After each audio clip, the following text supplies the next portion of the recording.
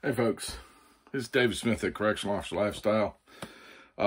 Just got done with an early morning gym session. Just a little bit of elliptical work. But I noticed that I forgot to do my video last night. Yesterday was a rough day for me.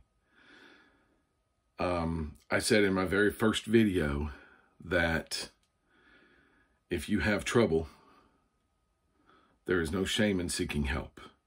If you're having problems, there is no shame in seeking help.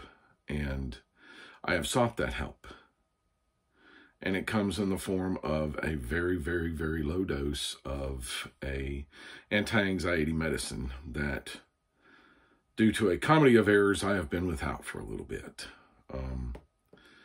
I need to have difficult conversations with myself so that I can have not difficult conversations with some other people that I probably offended, either in an email or in a conversation. And that is not my job as a supervisor. That's not my job as a leader. Offending people is not my job at all, ever.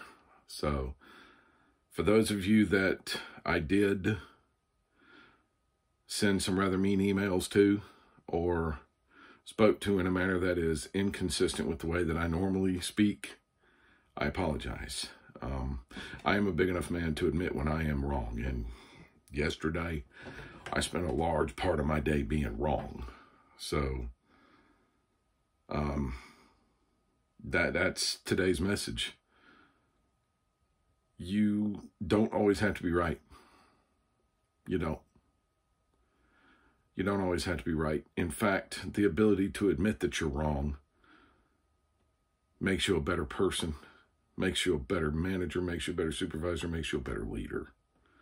And it certainly makes you a better professional. So I was wrong yesterday. And I admit it, I own it, and in taking ownership, I'm going to make amends for it. Not saying what I said didn't need to be said. It didn't need to be said in that manner. It didn't need to be written in the manner in which I wrote it. It was almost one of those deals where it was almost one of those deals where I was sarcastic to the point of telling somebody I'm going to type slow so that you can read it slow and understand it. And that's not what it was meant to be. Okay. So as professionals, remember, it's okay to take a step back. Ask yourself, is this right? Is this something that's going to hurt somebody's feelings? Is this something that's going to be received as you being a complete and utter boorish moron? And that's how my stuff was received yesterday, I have no doubt. So I'm going to make amends to make it better. But at this point in time, I'm just going to get off this video. As always, if you like the content, make sure you hit the like button. You want to see more, hit the subscribe button, hit the bell for notifications when I post new videos, and hit me with some comments. I've loved your comments as of late.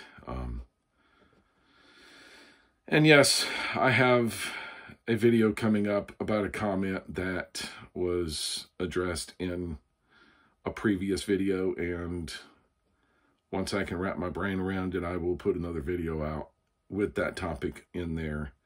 And basically that video is, what are the perks of staying with state when there's counties around you offering better? And once I get my head wrapped around that and get all the facts and figures that I need, and the trends and the statistics and blah, blah, blah, blah, whatever else, which I'll come up with as I put the video together, I'll get that video out for you. And I look forward to seeing how that one's received. But I'm going to close this video with my usual rhetoric about domestic violence. There's no place for it in this world, folks.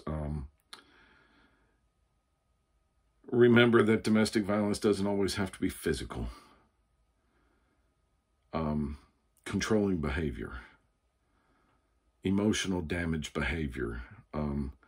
There's psychological, there's mental, there's physical, there's financial there's any number of abuses that people can commit against one another.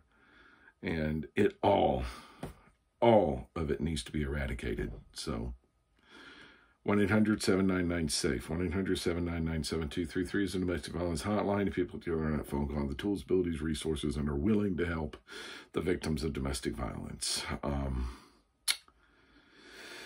If you know the aggressor in a domestic violence situation, remember to say something to somebody. The absolute worst thing that you can do is nothing. And if you are the aggressor in a domestic violence situation, there's help for you too. First, you have to admit that you need that help, and then you have to ask for it.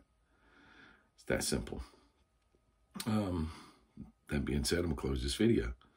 I'll see you guys in the next video. This is Dave Smith, Correctional Officer Lifestyle.